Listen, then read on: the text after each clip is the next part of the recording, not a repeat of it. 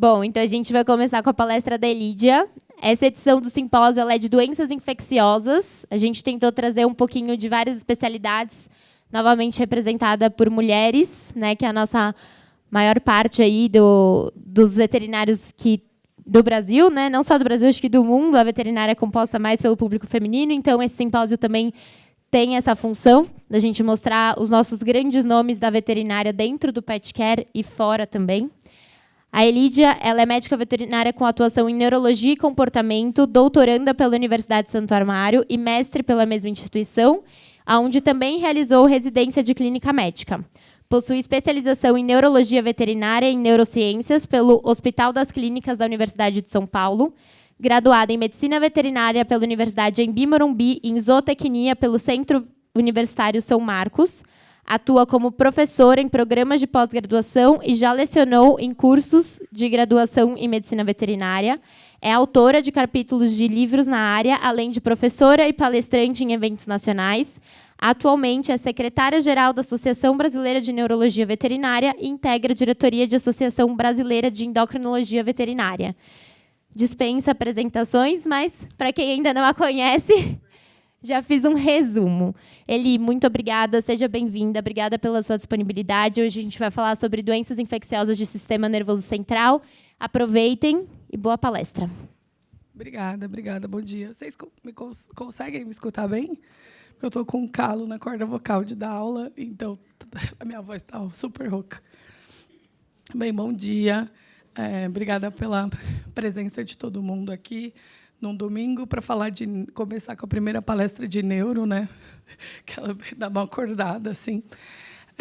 Depois que eu peguei a proposta da Stephanie para falar sobre isso, eu vi que eu estava numa cilada, porque falar sobre isso em 40, 50 minutos é um problema gigantesco. Então, eu tentei focar em alguns pontos importantes, pensando que a maioria aqui é mais clínico, geral, mas a gente também está aberto a qualquer dúvida. Claro que não deu para colocar todas as doenças aqui, infelizmente, mas eu tentei trazer alguns pontos que o neurologista utiliza para pensar em alguns diferenciais. Acho que isso é o mais importante. Eu acho que tem que ir um por um. É que nem tudo que parece é. Né? Então, a gente trabalha com padrões, né, na nossa cabeça. Mas, quando a gente atende um paciente, por exemplo, com andar plantígrado e palmígrado, a gente vai pensar em diabetes. Mas, nesse caso, por exemplo, era uma toxoplasmose. Né? Uma crise vestibular. Nem sempre é uma otite, ou pode ser uma otite. O gato está andando aqui, essa é a Savana. É uma paciente minha que tinha uma meningite otogênica, mas ela está andando. Né? Então, a gente, muitas vezes, espera aquele paciente com dor, com febre, com alteração em hemograma, mas nem sempre a gente vê isso. Aí, na neurologia, na maioria das vezes, a gente não vai ver repercussão sistêmica. Eu acho que essa é a maior questão. Crises convulsivas focais, né? Nem tudo que é mioclonia, como nesse caso, é uma sinomose, não era. Né? Então, a gente sempre vai tentar focar nos padrões, eles nos auxiliam muito. Mas nós trabalhamos num país em que a gente tem muita doença infecciosa. Então, as doenças infecciosas elas sempre vão entrar. E pode ser, gente, acontece muito, infelizmente, da gente fazer ressonância magnética, fazer líquor, fazer os PCRs de líquor, tudo negativo, uma ressonância com padrão inflamatório. Aí, quando a gente começa a tratar o paciente como uma doença autoimune, o paciente não evolui bem, vai para a necrópsia e vem sinomose. E todos os testes negativos. Então, a gente ainda apanha muito com doenças infecciosas. Então, ter um pouco de segurança em relação à conduta e à clínica também faz da gente deixa a gente mais seguro com o tempo. Por exemplo, sinomose é uma coisa que, às vezes, você olha o paciente e tem toda a clínica, mas a gente não consegue um teste positivo. É uma doença muito ingrata atualmente. Acho que nenhum neurologista aqui gosta de atender sinomose. Né? Eu, sinceramente, quando vem um caso de sinomose, é uma coisa que a gente não tem muito ainda o que fazer, né? A gente vai discutir um pouquinho sobre. Então, quando a gente pensa em neurologia, a gente sempre vai lembrar do dinamite, do vitamina D. As doenças infecciosas vão entrar em todos os sinais clínicos. A maior questão das doenças infecciosas é que, normalmente, elas são multifocais ou difusas, mas nem sempre. Posso ter uma crise vestibular, vou mostrar para vocês um paciente que tinha um colisteatoma com abscesso no tronco gigantesco e ele estava andando. Isso acontece em gato. Então, a gente acaba perdendo muito em não fazer neuroimagem. Hoje, eu acho que, com o advento, né, da ressonância, a gente vê que muitos pacientes morrem sem diagnóstico, porque a gente não insiste em um exame de imagem. E, falando das vestibulopatias, por exemplo, 30%, quase 27% dos pacientes que parecem ter sinais vestibulares periféricos, na verdade, quando a gente faz a neuroimagem, isso é central. E o prognóstico ele piora muito quando é central. Então, insistir na ressonância é algo bem importante. Tá? Então, mas quando a gente pensa em doenças infecciosas, a gente vai pensar em lesões focais mais raras, normalmente multifocais e difusas. Então, é um paciente que tem alteração vestibular, junto com cortical, junto com medular, ou uma lesão muito grande. Então, toda vez que a gente desenha isso na consulta, o infeccioso sempre entra, independente da idade. É claro que os jovens vão ter muito mais predisposição. Os sinais tendem a ser agudos e progressivos rápidos. E a gente tem que lembrar que a gente pode ter co-infecções. Não é incomum a gente ter. E aí a gente fica um pouco confuso. Será que isso é da toxo ou da sinomose? Porque, às vezes, o paciente tem os dois. Eu estou com um paciente que ele tem esporo na cabeça, PIF e FeLV. E ele está andando. Mas, assim... E os sinais sistêmicos nem sempre vêm. Às vezes vêm, mas nem sempre. Então, quando a gente vai pensar em doenças infecciosas como um diferencial? Quando tem febre, quando tem uveíte, quando tem dor em cervical, outras doenças podem causar também, alterações hematológicas ótimas, quando o paciente é imunossuprimido. Às vezes a gente, imunossuprimir esse paciente por uma doença autoimune e ele piorou. Será que ele tinha alguma alteração que estava ali, quietinha, e a gente imunossuprimiu ele e desencadeou um problema? A gente tem que lembrar que a gente tem toxoplasmose, neóspora, normalmente são infecções que são císticas, elas ficam muito tempo. A gente normalmente não consegue a cura parasitológica desses pacientes. Então, qualquer queda de imunidade vai fazer esse paciente começar a ter sintomas novamente. Ainda vou mostrar um caso para vocês. Lembrar das co-infecções. E no líquor, quando a gente coleta o líquor, para a gente pensando em diferenciais, assim, o mais comum que eu atendo como neuro, tirando a síndrome cognitiva, por causa do comportamento e da neuro, acabam pegando bastante, é meningoencefalite. Nas meningoencefalites, a gente sempre tem que entrar como diferencial, porque o padrão de imagem vai ser o mesmo. Na meningoencefalite autoimune, a gente só entra num diagnóstico presuntivo, excluindo as causas infecciosas. Então, não adianta fazer a ressonância e não fazer os PCRs, não fazer o líquor. E aí, no líquor, o que eu vejo no líquor de meningoencefalite? Eu vou ver, nem sempre eu vejo, alteração no líquor, infelizmente, não são todos que vêm, mas, quando vem, a gente tem aumento de células mononucleares, linfócitos. Porém, nas doenças infecciosas, eu também posso ter aumento de células mononucleares no líquor. É claro que a gente espera muito mais um padrão neutrofílico. Então, quando eu tenho um líquor, que eu tenho uma pleostose, que é o termo que a gente usa para aumento de células, e que esse aumento de células é causado por neutrófilos, eu vou pensar muito mais num processo infeccioso. Mas pode ser também aumento de linfócito. Aí, às vezes, aumenta tudo. Então, a gente pegou uma cripto recente, que tinha tudo, aí no final tinha até... Aí, no final, aumentou o eosinófilo, mas foi no final. Eu acho que isso é o mais frustrante. E nem sempre, por exemplo, esse caso que eu estava acompanhando, foram 2 casos recentes, a gente até está fazendo um levantamento lá com o pessoal da USP, se alguém tiver um caso de cripto central, que a gente quer juntar os casos para publicar. Porque a gente tem visto um aumento. Então, assim, o gato tinha uma massa na cabeça, parecia um anel. A gente foi para a biópsia e era cripto. Né? E o gato mora no apartamento e nunca saiu do apartamento. Então, coisas desse tipo. Uma cachorrinha também, padrão, totalmente de inflamatório. Líquor de inflamatório. PCR negativo. A gente testa PCR para cripto. É sensível? Nem sempre. A gente está falando de fungo. Então, quando a gente fala de protozoário, se você está pensando em fungo, se você pensa muito nesse diferencial, invista em outros testes, não só no PCR do líquor. Não é? Porque, às vezes, é aí que a gente vai fechar um diagnóstico. E aí, assim, foi tudo negativo. Essa paciente a gente começou a tratar como MEG, porque deu tudo negativo, não tinha histórico nenhum.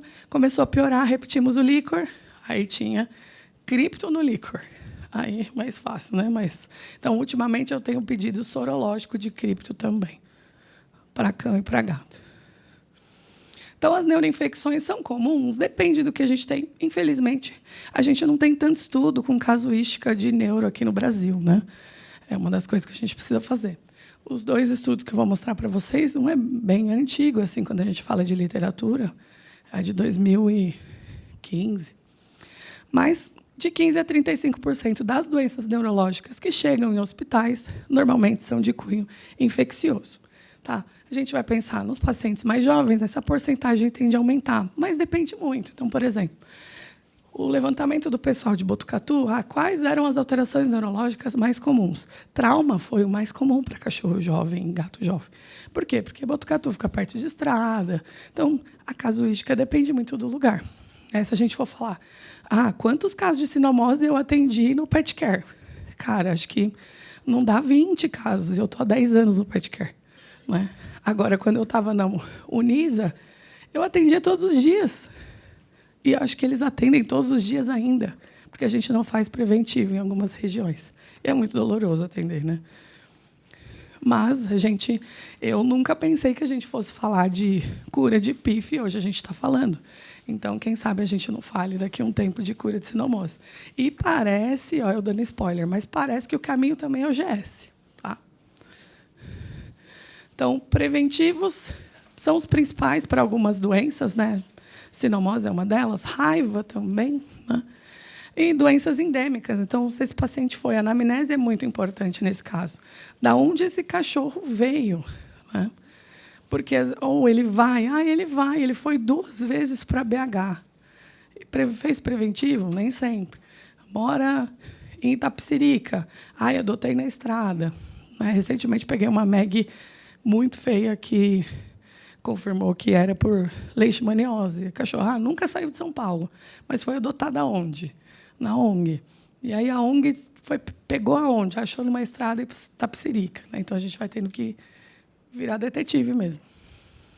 Então, aqui são os levantamentos. Nesse caso, e no Rio de Janeiro, 31% eram doenças infecciosas. Aqui cortou 16%, né? Esse é do Rio Grande do Sul. Em gato, a gente já tem mais trauma, esse é de Santa Maria, e uma porcentagem de 13% de doenças inflamatórias / infecciosas. Quais são as doenças que a gente pode ter acometimento em sistema nervoso? Aí já entra, por exemplo, a gente tem relato de leptospira. Porém, aqui a gente vai ter sinais sistêmicos. A gente vai ter uma repercussão da leptospira cerebral. Mas babésia, neóspora. Babésia é uma discussão muito grande. Né? A gente vai conversar um pouquinho sobre isso para desmistificar quantos pacientes na neuro eu atendo que é causado por Ehrlichia. Eu nunca tive um, tá? Mas eu trouxe alguns relatos para vocês. Então, a maioria vai ser um achado. Né? Porque a gente ainda usa o preventivo de titulação errado. A gente usa o exame de titulação para diagnóstico. A gente deveria usar para ter certeza que o paciente não está se infectando, para fazer o preventivo da forma correta. Mas ainda depende muito, tem muitas questões culturais.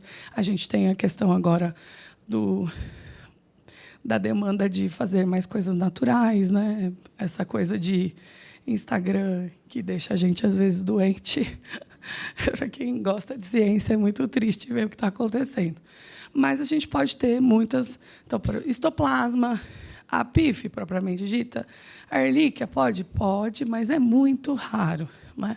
Algumas bactérias, e aí a literatura começa a ter mais alguns artigos sobre isso, que a gente vai conversar, mas também umas coisas muito nebulosas. Assim, a gente tem poucos estudos, né, trazendo casuística. Esse foi um levantamento que a gente fez com o Texa e o PetCare de todos os PCRs que eles receberam. Né? Então, pensando em painel neurológico, a maioria foi de líquor, e o que positivou? Né? Lembrar que não quer dizer que positivo tenha doença, né? Então, às vezes, é um achado. Então, babésia, mas olha o principal aqui, ó. Sinomose, né? Toxoplasma e neóspora, mais difícil. Quando positivo no PCR, é porque está bem ruim. Quais são as rotas? Como isso acontece? Como ele chega no sistema nervoso? Né? Normalmente, quebrando barreira hematocefálica por neuroinflamação, por vias transneurais e pelos compartimentos meníngeos. A gente tem vários vetores, né? Então, para leishmania, para babésia, Ehrlichia, hepatozum, mas a gente também tem via uterina, então toxoplasma, neóspora, normalmente vem via vertical, né? Mordedura, mucosa, né? Aerosóis, oral, o coito já tem a leishmania, a brucelas, né? E por leite também. Tem aqui um estudo que fala de leishmania, o professor Vitor mostrou para a gente, mas na prática a gente não vê muito também. Então, das bacterianas, o que a gente divide, né, em grandes grupos? As meningoencefalites, de causa infecciosa, e as discospondilites. Das meningoencefalites, a gente tem as encefalites metastáticas, tem alguns tumores que vão predispor a essa translocação bacteriana. E aí, às vezes, é um show de horror, porque o paciente está mal do linfoma é sistema nervoso, e aí vem uma encefalite. Né? A gente já pegou alguns casos. Abscessos aqui é cirúrgico, a gente entra em tratamento, mas é cirúrgico, não adianta tratar abscesso só com antibiótico em sistema nervoso. E hoje a gente tem possibilidade de fazer cirurgia, sim, aqui no Brasil, em São Paulo, enfim. Os pacientes ficam bem. Traumas, né, por mordedura, principalmente, afundamento de crânio. E a via otogênica, que é o que a gente tem mais artigos recentes. Né? Sinais neuronais ou extraneurais, né? Então, a gente pode ter tanto sinais intra como sinais só, por exemplo, dor cervical, apatia, mialgia. Muitas vezes a gente não fecha diagnóstico. Essa acho que é uma das coisas mais difíceis, porque se a gente está falando de uma meningite, por exemplo, eu coleto o líquor vai, normalmente ele está com uma coloração diferente já. Na hora que a gente coleta, a gente já sabe que está bem ruim. Porém, a gente dificilmente consegue cultura de líquor. Por quê? Porque tem pouca celularidade. Então, mesmo os pacientes com meningite, a gente não tem crescimento. Tem um estudo que mostrou que 13% só das infecções causadas por meningite, elas cresciam em hemocultura ou em cultura de líquor. Tá? Então, a sensibilidade do teste ainda é muito baixa para esse tipo de material. Exames de imagem acabam deixando a gente em dúvida, vai ter um padrão inflamatório, ele vai falar supurativo, dependendo das alterações de meninge ou não. E muitas vezes a gente vai entrar para um tratamento diagnóstico empírico porque esse paciente está mal. Normalmente, nas meningites, esses pacientes estão mal, mas nem sempre, como eu vou mostrar para vocês. E discospondilite, esse está mais claro para a gente, porque eu acho que a gente tem mais estudos. Saiu uma revisão bem bonitinha, recente, mas a infecção do disco intervertebral, né? E aí a gente fecha normalmente com hemocultura, sorologias, mas esse estudo trouxe um dado novo, importante, que a sensibilidade foi maior quando a gente faz cultura da citologia guiada. A gente coleta material por citologia guiada e manda esse material.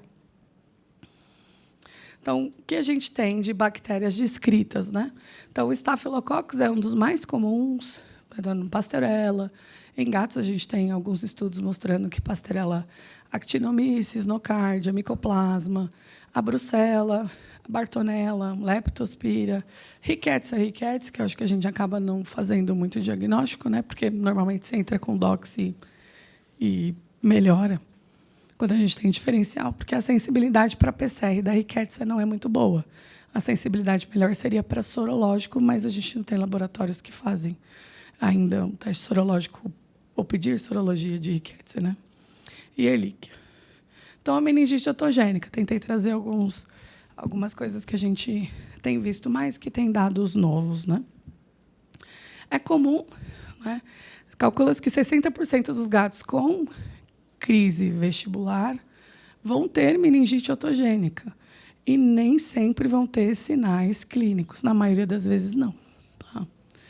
Pode ou não ter otite externa crônica, então isso é uma coisa que se espera, né? Ah, não tem uma otite externa, não vai ter otite interna. Não, isso não acontece. Na maioria das vezes não tem otite. O cara que tem otite externa e está com crise vestibular, é muito mais fácil. Falar, putz, essa é a causa, provavelmente. Mas, na maioria das vezes, esse cara não tem. Né? Então, tem que pensar como diferencial, sim. Né? E lembrar que 27% parece periférico, então parece de ouvido, mas, quando a gente faz a imagem, a gente vê que não. Né? E o prognóstico para vestibulopatia central, ela é sempre pior.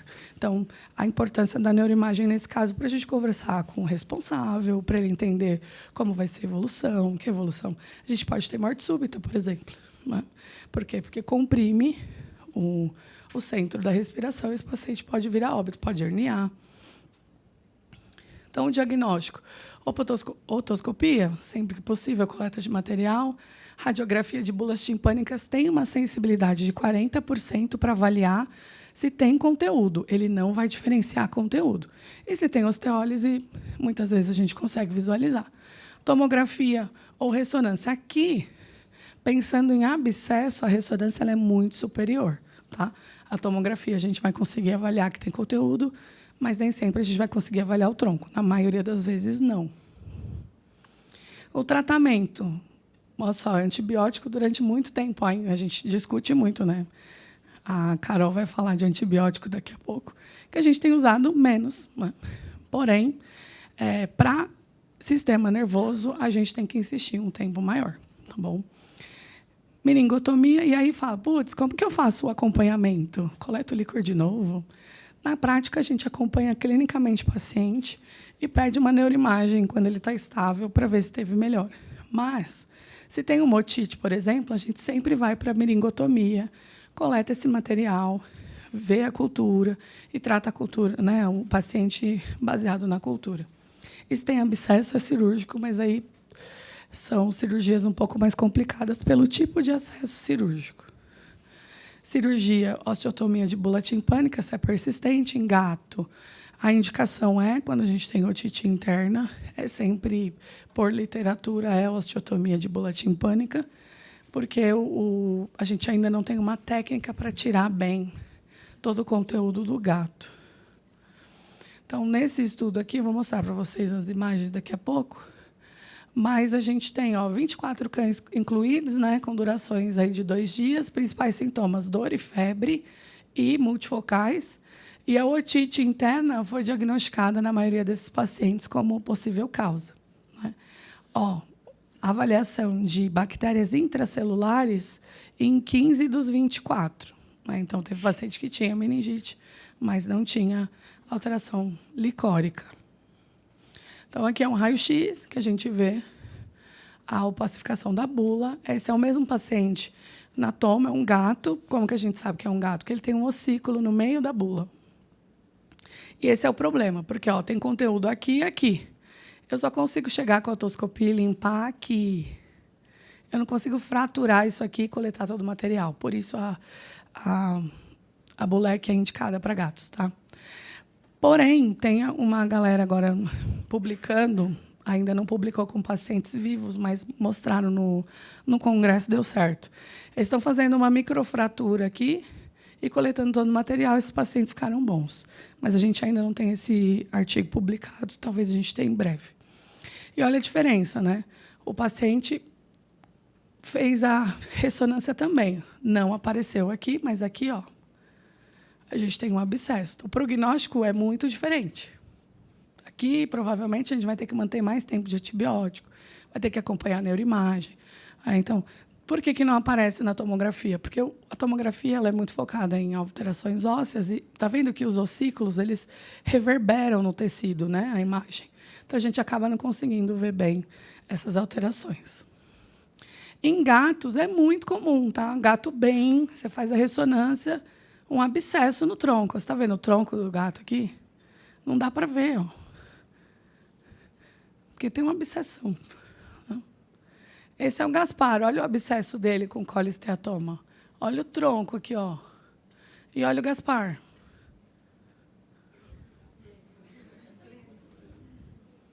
Então, neuroimagem, gente, nesses casos é muito importante, né? Esse gato, ele tinha 15 anos. A gente insistiu na videotoscopia, mas não deu, assim, não dá para a gente chegar ali, é até perigoso. Não dá para, quando tem lesão assim, osteolítica, esse tipo de coisa, o endoscopista, o otoendoscopista, né, os dermatos, eles não podem nem expandir muito a bula, porque é perigoso. Então, eles só coletam o material, dá uma leve lavadinha e tira. E a gente foi para a cirurgia, ele ficou bem, foi um pós-operatório muito difícil, porque a gente mexeu no tronco, é um acesso cirúrgico difícil, né? Mas esse gato, 2 meses depois, desenvolveu linfoma. Não era linfoma ali, era um colisteatoma, tá? Gato tem colisteatoma bastante. E aí ele veio a óbito pelo linfoma. Tudo isso, né, para as discoespondilites. A gente atende muito, quem atende mais acho que é ortopedista, sinceramente. Eu não atendo muito. Normalmente, quando eu atendo, é aquele cara que não está respondendo a controle de dor com a GABA, e aí vem para o neuro para tentar controlar melhor. Mas, na prática, acho que quem atende mais é o ortopedista, porque a gente tem essa coisa ritualística de achar que coluna é ortopedista que tem que atender, né? Mas, na verdade, é um neuro. Agentes mais comuns que a gente vê, estáfilo, com certeza, brucela, não comam bola com brucela, né? O Consenso Europeu de Brucelose fala para a gente testar pelo menos 2 formas. Então, fiz o PCR e deu negativo, não fique feliz. Faça algum teste de soroaglutinação, sorologia, um ELISA, pelo menos 2 testes negativos para você ter certeza, principalmente em animais jovens. E. coli, proteus, pseudomonas. A gente pode ter discoespondilites fúngicas, e essas discoespondilites fúngicas parecem ter um padrão mais difuso. A gente vai ter mais de um disco alterado. Pelos últimos estudos, normalmente a gente tem outras lesões, não só uma lesão só. Tá? E outros fungos oportunistas. Tem uma correlação com cistites? Tem, tá? Mas nem sempre tem cistite. Então, eu tenho um paciente que tem discoespondilite por brucelose cervical. E aí ele tem só dor cervical, foi adotado e a gente acabou fazendo o diagnóstico. Mas lembrem-se sempre de triar. Quais são os sinais? Dor, febre, letargia, muita rigidez. Ataxia, acho que é uma das piores dores que a gente pode atender, né? Porque é uma dor neuropática, tem componente inflamatório, então dói muito. Quando você atender uma discoespondilite, você não vai esquecer mais, porque a dor realmente é um dos principais fatores para a gente pensar nisso. Se o cachorro está mais ou menos, não é dor. Assim, às vezes, até os bulldogs com discoespondilite, a gente atende muito. Parecem que eles têm uma predisposição. Não entendemos por que ainda. Mas, atualmente, o que eu mais atendo é bulldog. A gente pode ter instabilidade vertebral, que vai gerar mais dor. Mielite em piema, que é um abscesso ali na região, né? Essa é uma paciente minha que tem um final bem triste. Na verdade, só estou trazendo finais tristes para vocês, mas aqui, se a gente for ver literatura, tem paciente que precisa usar medicamento durante até 12 meses. Então, eu estou falando de uma cachorra de 80 quilos, que foi castrada. E aí, depois de 1 mês da castração, acho que foi possivelmente por epidural, alguma coisa do tipo, estava com uma dor muito grande. E quando eu atendi ela estava 3 semanas sem andar. Então, você imagina um São Bernardo de 76 quilos sem andar.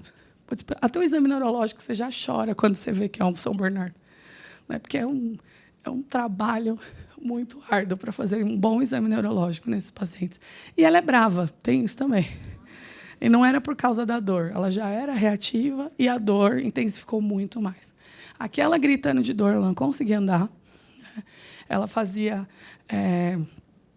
ela visualizava, tentava visualizar o ponto de dor, né? Ficava gritando. Olha ela tentando andar, não consegue levantar. Né?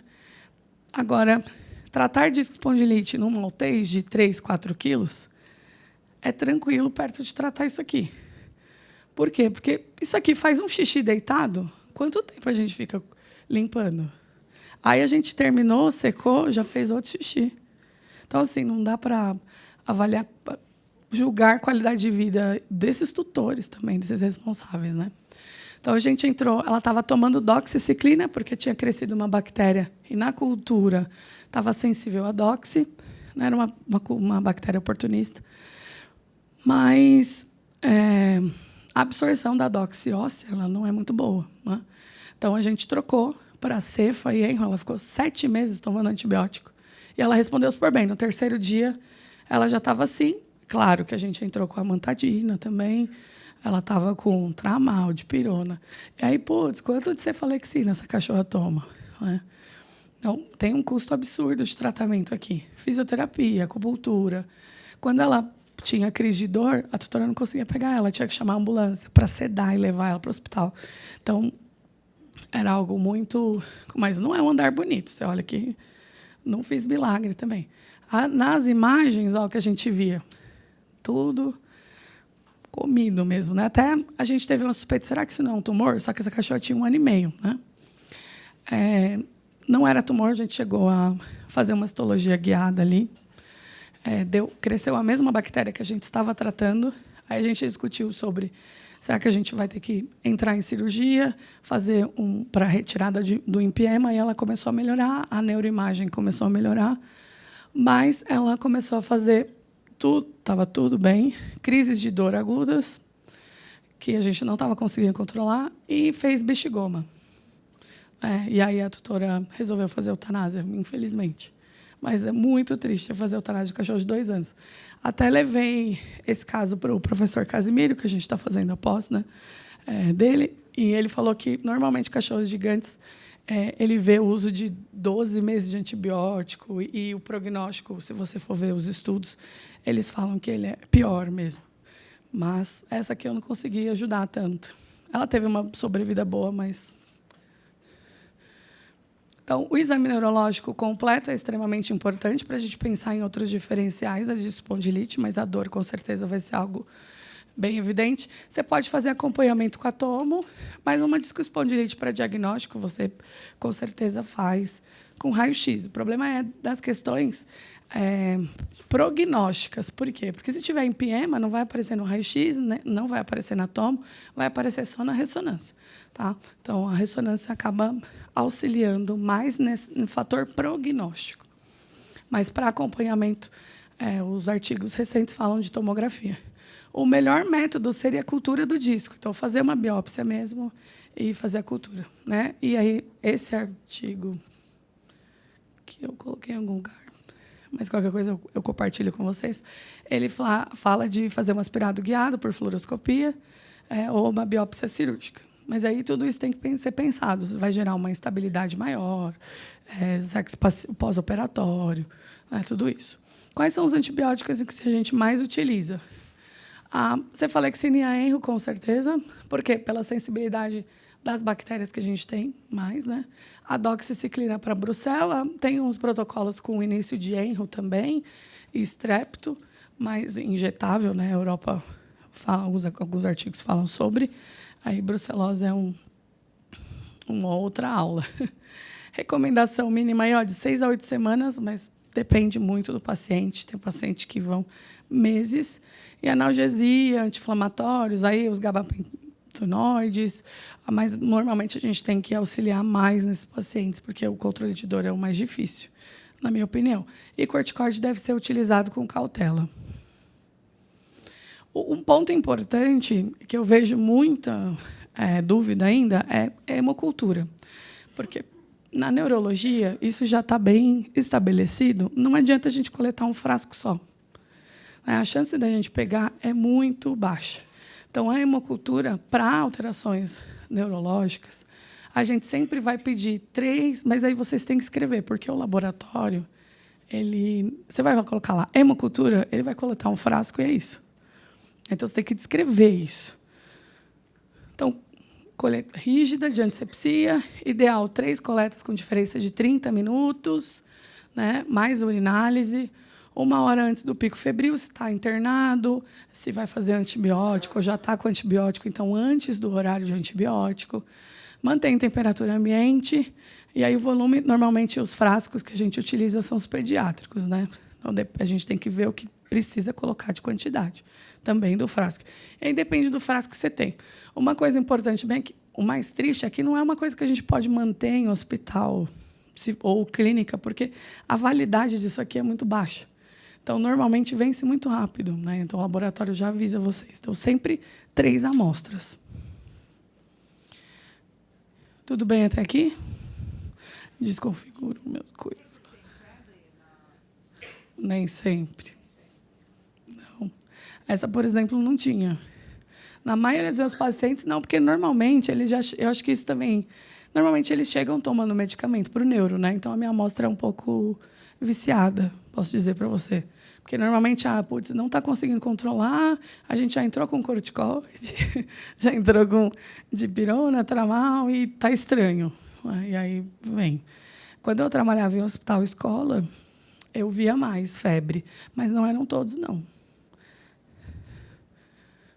Então, erliquiose, a gente sempre tria. Se a gente vai imunossuprimir o paciente, sim, a gente sempre tria. Né? Porém, normalmente, gente, ele é um achado. Né? Ele não é o causador. Então, a casuística é elevada de prevalência. Esse paciente teve contato com a erlíquia, mas a erlíquia não está causando a doença neurológica dele. É muito raro, na verdade. Então, associada com infecções, sinais neurológicos são bem comuns, mas o que a gente tem seriam as meningites e meningoencefalites, e o que a gente tem de relato é que a gente coleta o líquor e a gente vê mórula do paciente, ou títulos muito altos. Mas, assim, um título de 1 para 80, um título de 1 para 120, 160, não fecha diagnóstico de meningite causada por erlíquia. A gente sempre vai pensar em todos os outros diferenciais. PCR, né? Mas, mesmo assim, o PCR, às vezes, também é positivo, porque o paciente está com uma infecção sistêmica e não necessariamente uma alteração neurológica secundária a isso. Então, o que é mais comum de eu atender? Meningoencefalite, que tem uma titulação de erlíquia, porque teve contato. Aí a gente discute, será que a meningoencefalite, o start dela foi uma doença infecciosa? Talvez sim. Isso a gente não tem resposta ainda. Mas a meningoencefalite continua lá, com certeza, quando eu termino o tratamento. E a gente discute se trata ou não. Aí, normalmente, a gente vai conversar com o hemato, com agora o pessoal da Infecto, que está crescendo, né? Mas, na prática, a gente vai tratar quando tem alteração no exame, quando tem alteração sistêmica. Só o PCR positivo e todo o outro resto não. E aí a gente faz o cálculo epidemiológico mesmo, igual a gente aprendeu na graduação, sabe, de epidêmio, para ver qual a porcentagem de possibilidade que esse paciente tem ou não de ter uma doença infecciosa que é tão rara e normalmente. Então, aqui é um estudo que viu que os pacientes que tinham sintomas, as síndromes eram multifocais ou paroxísticas, então, de repente, tinham um com dor tóraco-lombar, mas olha os títulos. Né? A maioria dos títulos muito altos. Essa é uma paciente que tinha um padrão de meningoencefalite, tem um também de acidente vascular, causado por trombocitopenia e anemia associada. Né? Esse aqui também é um relato de meningoencefalite, mas tinha uma pneumonite também associada. Eles acharam doença infecciosa em mórula nas amostras. Então, notem que a gente tem que ter um crivo, porque é muito incomum. Aqui são relatos. A gente não... Então, se alguém quiser conversar sobre prática depois, mas na minha prática eu não vejo. Babésia. Um estudo com 1.920 cães necropsiados, 7 apresentavam babesiose com envolvimento neurológico. E todos eles eram filhotes, tá? Aqui é um caso que teve... Está difícil de chegar. Mas teve um sangramento bilateral e fechou com babesiose também. Esse é um padrão neurológico, mas junto com sinais sistêmicos muito importantes. Então, notem que a repercussão neurológica possivelmente aconteceu, mas os sintomas clínicos básicos, né, foram muito antes, provavelmente. Nesse caso aqui, eles relatam... É que eu tive que resumir minha palestra, mas eles relatam uma sintomatologia de 3 meses de evolução. E aí eles, pode ser inflamatório, não pode, enfim. E aí, no final, fechou. Né? A maioria, nesse estudo, meningite supurativa com inclusão. Tá? E a maioria em óbito em 24 horas, quando chegou no hospital. Leishmaniose. A gente vê muita leishmaniose? Eu, ainda bem, não, mas... também não é uma doença legal de ver. A leishmaniose ela é uma doença que depende muito da resposta celular e humoral do paciente. Então, a gente pode ter sinais neurológicos, como efeito direto dos parasitas no sistema nervoso, ou lesões imunomediadas, complicações vasculares pelos efeitos, né? Então, trombocitopenia, complicações da imunossupressão e de algumas em relação aos efeitos farmacológicos dos medicamentos. Mas os poucos estudos que nós temos fazendo levantamento de neuroleixe, normalmente os pacientes têm sinais sistêmicos importantes. Pode acontecer de só ter sinal neurológico? Pode. Tá? Pode, sim. Então, nem sempre estão associados. A maioria vai ter, mas olha aqui o levantamento da Europa. Todos eram leixe. Meningoencefalite em 2, AVC em 1, coroidite hemorrágica em 1, meningomielite, mielopatia isquêmica, polimiosite e neuropatia periférica. Qualquer sinal clínico. Então, assim, precisa entrar no nosso diferencial, tá? Porque a gente trabalha com pacientes que ficam em regiões endêmicas, muitas vezes, ou que passaram por, né? Então, aqui um padrão inflamatório, aqui um padrão de granuloma, né? Muitas vezes a gente vê a inclusão, né, no líquor, mas nem sempre, tá? Eu, Elídia, todos os meus casos de leixe, neuroleixe, nenhum tinha alteração em líquor. O tratamento, normalmente, nesse caso, eles já estão tratando, o neuro vai fazer prednisona. Esse caso vai fazer, tá bom? Mas só. Aí, normalmente, a gente vai desmamando, que a gente vai ter que trabalhar a parte sistêmica e reduzindo a nossa parte, porque normalmente é uma repercussão. Então, aí entra inúmeros tratamentos. Toxoplasmose. Eu vou ter que correr, né? Mas pode afetar tudo também, tá? Então, a gente tem uma reemergência, tá? Então, existem algumas doenças reemergentes. A gente acredita que a toxo e a neóspora sejam uma delas, por causa uma das teorias é comida natural, crua, esse tipo de coisa. Pode afetar encéfalo, medula espinhal, nervos cranianos. A gente pode ter só polimiosite. Uma das apresentações mais comuns são em filhotes com uma hipertonicidade dos membros pélvicos. O diagnóstico aqui, a gente pode ter PCR positivo, mas a sensibilidade do sorológico ela é muito maior. Tá? E aí o RIF, tá? A imunofluorescência, para titular.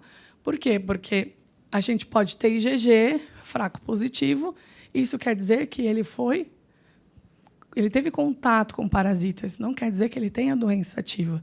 Eu espero um IgM ou um aumento do IgG. Então, se você tem uma suspeita muito grande, só o IgG deu positivo, repita em 15 dias. Aí, normalmente, é o que a gente faz, tá? Se você tem muita dúvida. Histopatológico, por biópsia muscular, e o que ajuda a gente, nos casos de neuro, a pensar em doenças infecciosas, quando eu estou falando de polimiosite, alguma outra alteração, é a CK. Então, se tem algum sinal clínico neurológico e aumento da CK, é porque possivelmente eu tenho alteração muscular envolvida, então a gente vai pensar nele como diferencial. Mas lembrar que a CK aumenta por várias outras questões, hemólise, por exemplo. Pode vir ou não com sinais sistêmicos, tá? A análise do líquido a gente pode ter aumento de proteína, pleocitose. A ressonância, a gente vai ter um padrão encefalite, mielite, meningoencefalite. Não conseguimos diferenciar. Na medicina humana se consegue. Eles olham o granuloma lá e falam, nessa região, nessa idade, com esse líquor, a chance de ser tóxico é 90%. Né? Mas, na nossa prática, não. Os achados não são específicos. Então, aqui, o Bolt... Aqui vai? Não vai. Ele estava com uma tetraplasia flácida. Quem que dá o... Não sou eu. É alguém que está fazendo para mim. Obrigada aí. O tratamento depende do paciente, mas, no mínimo, é 1 mês de tratamento. A clindamicina é de escolha, aí a dose tem que ser, no mínimo, 12,5 miligramas por quilo.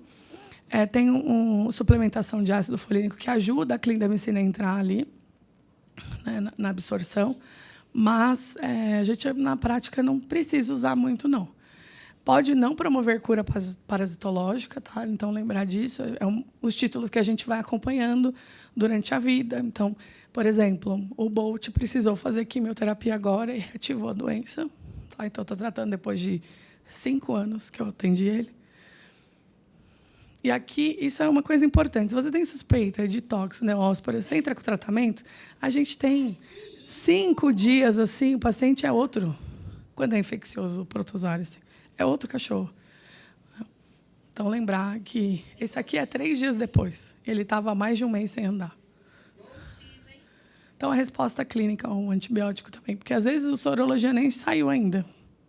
Porque depende, é um pouco difícil. Se a gente está falando de tóxico, ainda até consegue, mas neóspora são poucos lugares que têm feito. Em gato, a gente tem umas descrições legais de posição de canguru, né, por uma miopatia. Então, essas posições diferentes em gatos, lembrar de tóxico como um diferencial. Infelizmente, gato não vai só uma vez. Uma vez só. Liberar, né, o ócito. Infelizmente, se ele é imunossuprimido, ele pode liberar outras vezes. Então, aqui, um granuloma, né, um padrão inflamatório também. Então, a gente pode ter vários tipos de padrão, tá, na tóxico, entra no diferencial. Neóspora é um parasita idêntico, a gente só consegue diferenciar por sorológico ou PCR. Tá? Então, aqui é uma paciente minha que foi o meu primeiro PCR de neóspora positivo. O Provete fez 3 vezes, porque não acreditou, porque é meio raro, assim. Na época era. Aí ela tinha sintomas cerebelares. Tá?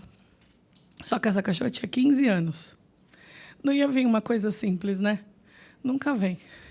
Então, a gente pode ter componente só cerebelar, pode ter só meningite, pode ter só padrão neuromuscular. Né? Então, é uma doença um pouco difusa. O tratamento também é com clinda, não tem potencial zoonótico, e em gatos, teoricamente, não tem neóspora. Tá? Tem um estudo que injetou neóspora no gato, o gato soroconverteu, mas ele não teve a doença. Então, olha aqui o líquor dessa paciente que eu mostrei para vocês. Ela tinha células nucleadas 158, uma proteína de 78. E, na ressonância que a gente via, é uma atrofia de cerebelo. Tá? Então, o cerebelo está atrofiado, os sucos estão mais evidentes. Né? Isso aqui a gente não consegue reverter. A gente consegue melhorar para não piorar. Mas aí o que me chamou a atenção? Da onde vem essa neóspora agora numa cachorra de apartamento? Provavelmente estava lá há muito tempo. Aí vamos revirar a cachorra. A gente fez uma toma de tórax e achou um tumor. Então, imunossuprimiu. Ela viveu mais 2 anos tratando. Tá? Só que aí, toda vez que piorava, a quimioterapia é muito grave, aí ela acabava... Tá bom, vou correr. E essa é uma paciente minha que tinha... veio passar com o ortopedista por uma displasia coxofemoral. Aí, visivelmente, a gente vê que não é. Né? Lembrar que displasia coxofemoral não causa ataxia, nada disso. Ela tinha um aumento de amplitude ao andar, era uma cachorra de 9 meses. E olha o título dessa cachorra para neóspora. Né? 3.200, muito grande.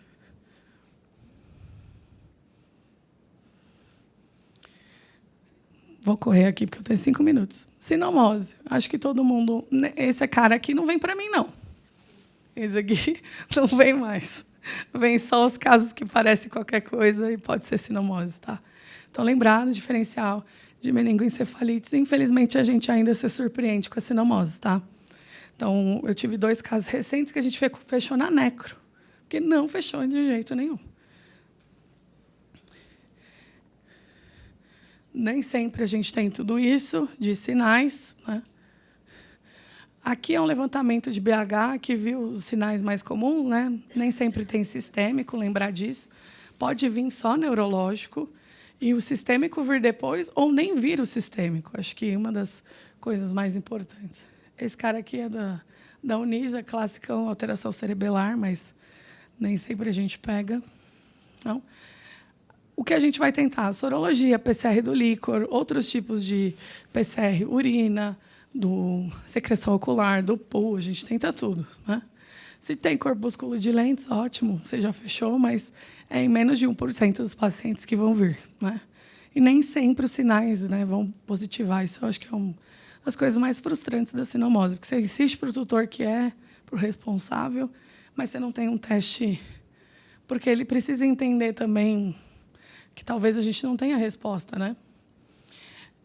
Aqui é o tratamento que muitos neuros usam, né, de ribavirina, DMSO. Eu uso muito mais a vitamina A, ribavirina eu tenho muito, mas não, usei muito tempo, mas a gente tem muita anemia, o paciente precisa fazer transfusão. Eu acho que quem vai viver vai viver, quem vai morrer, independente do que eu faça. Essa é a minha percepção da sinomose, tá? A gente tenta dar um maior substrato para os pacientes.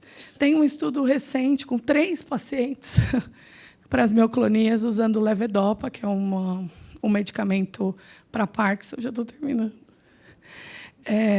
Mas são 3 pacientes, um morreu. Será que ajuda? Será que não? É um medicamento bem caro. Então, eu normalmente faço vitamina A, uma boa ração, um bom substrato, fisioterapia. Para a sequela depois, teoricamente, tem alguns estudos que mostram que a acupuntura, nesse caso, no momento da viremia, não vai ser indicado. Então, eu tento usar. Sinoglobulin, às vezes tento quando é filhote, não vacinado. No hospital escola eu vacinava, porque o professor Vitor fala que vacina os cachorros, né, ele vê uma resposta. Mas não, tem uma frase no Green que fala que você pode usar vacina para tratamento, então a gente não tem muito respaldo, né? Tratamento de sequela que sim, vírus saiu, eu indico célula-tronco, já tive paciente que estava em coma, passaram um tubo, né? Então, assim, eu até achava que era uma distanásia o que a gente estava fazendo, juro para vocês. E aí o paciente, um mês depois, fez a viremia, saiu, ele estava vivo ali do jeito dele, sem viver, né? Fez célula-tronco, voltou com 2 células-tronco andando. Hoje ele é epilético e tem 2 mioclonias. Então, acontece. E, sim, temos explicação? Não temos, porque a gente não tem estudo, essa é a real. Sinoglobulin e perspectivas, a gente tem esse estudo recente in vitro, que viu que talvez o GS possa ajudar. Talvez a gente tem estudos aí sendo feitos, né? Para terminar, não esqueci da raiva e da PIF, mas a Malê provavelmente vai falar alguma coisa. Raiva, gente, Malê também vai falar, mas assim, se certifiquem, raiva está voltando, né? Não comam bola com isso. Eu atendi recentemente um caso de uma anta com raiva, aqui em São Miguel, né? Então, provavelmente, a gente vai começar a atender, sim. Tadinha da anta, estava zoada. PIF, a gente vê uma resposta clínica absurda, não tem nem o que falar, é até emocionante. Preventivos, né, para muitas coisas. Vacina nos imunossuprimidos, a gente faz. A gente não tem tanto respaldo sobre isso, né? Cada um fala uma coisa, tem que vacinar, tem que vacinar. A gente tem feito testes sorológicos e a gente escolhe o melhor momento para vacinar esse paciente, tá? Então, eu vacino meus pacientes com MEG. Eu só não vou vacinar no momento que ele está agudizado. Eu vou esperar o melhor momento. Então, quando estiver mais espaçado possível, quando ele não tiver com corticoide, mas eu realmente tenho muito medo de sinomose, mas acho que é porque eu já perdi muito paciente com sinomose em hospital e escola, né? A nossa dinâmica, quando atende muito, a gente fica mais cabreiro mesmo. Sempre pensar nos diferenciais, nunca esquecer das doenças infecciosas, lembrar, neurolocalização não é tudo, né? Esse é o meu Instagram, meu Substract, quem gostar, esse é dois dos meus filhos. E fico disponível para pergunta. Tive que correr no final. Obrigada.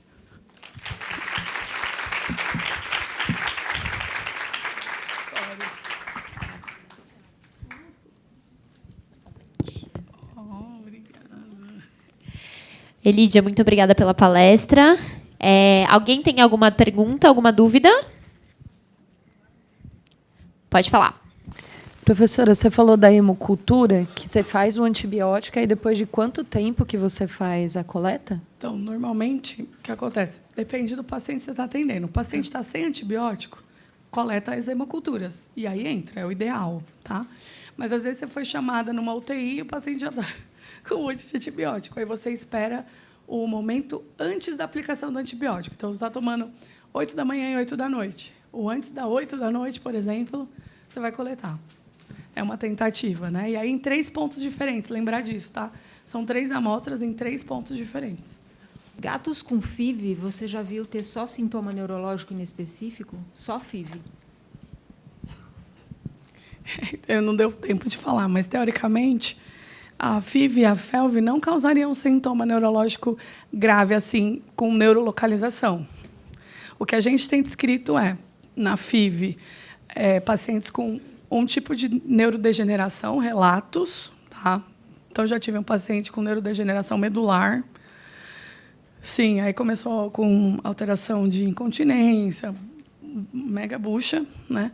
E deu FIV, e aí ele veio a óbito, a gente necropsiou e tinha inclusão viral. Foi a única coisa que deu. Eu até mandei para fora algumas coisas, micoplasma, umas coisas assim meio estranhas, né? Que às vezes cresce. Não cresceu, mas tem relatos de degeneração. Agora, alteração de neurolocalização, por exemplo, lateralizada, tipo uma meningoencefalite por FIV, não, talvez ele tenha uma predisposição, mas causada por PIF ou por FIV a gente não tem. E FeLV normalmente vai ser linfomas. Tem sintoma neurológico e tem algumas alterações neurodegenerativas que a gente também não entende por que acontece na FeLV, tá? Então, algumas alterações de nervo, que eles ficam piscando, movimentando assim, e anisocorias intermitentes também. A anisocoria intermitente no cão já foi relatado que pode ser normal, em border collie, tudo isso que vai e volta de repente, mas no gato normalmente está associado ao vírus da FeLV e a gente não entende o mecanismo. Mas isso.